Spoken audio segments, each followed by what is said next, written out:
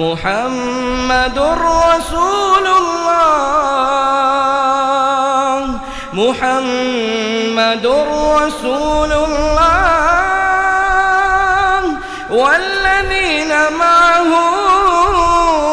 أشداء على الكفار رحماء بينهم تراهم ركعا سجدا يبتغون فضلا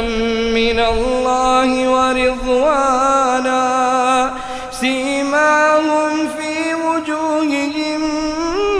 من أثر السجود ذلك مثلهم في التوراة ومثلهم في الإنجيل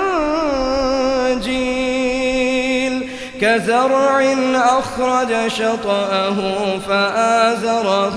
فاستغلظ فاستوى على سوقه يعجب الزراع ليغيظ بهم الكفار